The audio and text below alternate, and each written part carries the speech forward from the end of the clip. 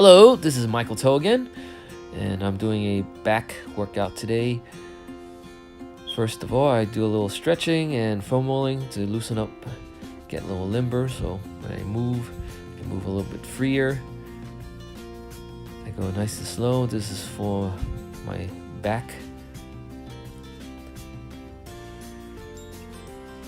Next, I do my lats a little bit, go a little bit diagonal. Take your time, nice and slow, to warm up and thoroughly loosen up your body so you don't stay stiff. It's also important to do this before you do anything rigorous. Some muscles feel a little bit more warmed up and stronger. A warm muscle is stronger than a cold muscle. You don't want to pull anything by accident, so safety first, so you get some progress without hindering yourself. So this is my lower back. Now I'm working on my calves a little bit. Slow motion. You also do this with one leg on the ground if you like. I do it usually with both legs on top of the roller, and using my arms to push myself back and forth. This is for the hamstrings.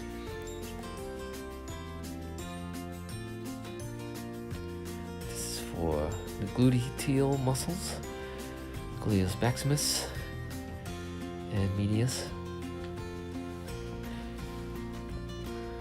Nice and slow, back and forth. This is for front thighs, the quadricep muscles. Take your time with this. Don't hurry too much. Loosen up and get your body prepared for more vigorous work. I like to do different angles just to get different areas of a muscle. This is more for the sides. Some people say it's not good to foam roll your side of your leg, but I just do a little bit. I like the feeling. Some people don't like it because it hurts a lot. But I like to prepare for my jiu-jitsu and combat, so it takes since I get a lot of contact during jiu-jitsu and kickboxing and other such things, I like to just get my body used to that extra contact, so you don't freak out when you get hit or somebody just pounds you, lays on top of you, so you don't freak out. It's also good to rolling around the dirt if you're doing Spartan races or Tough Mudders or anything like that, adventure races, so you get used to rolling on the ground. This particular one is for the pectoralis muscle, the chest muscle, a little bit of your front deltoids also.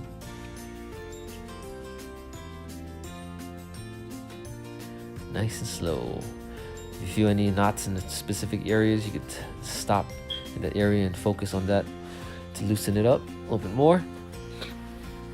Okay, then I'm ready for some bent over single arm row with the kettlebell here.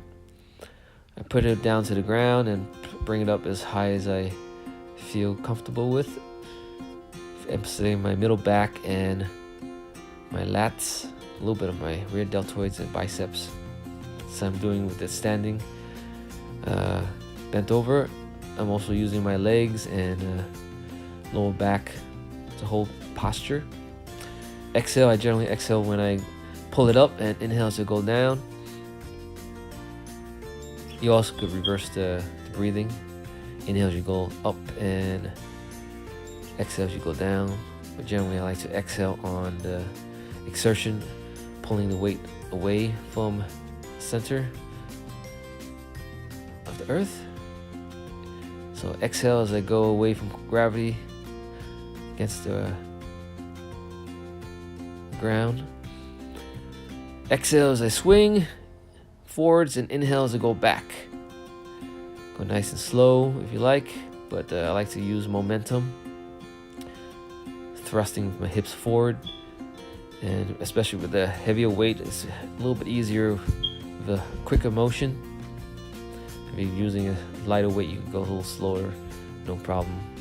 But momentum is important for a good swing for the kettlebells. This is a pull-up row at different angles. I'm using my Jiujitsu Gi lapel. I'm trying to work on my grip strength over here also. So that's it, folks. Have a great day and keep training.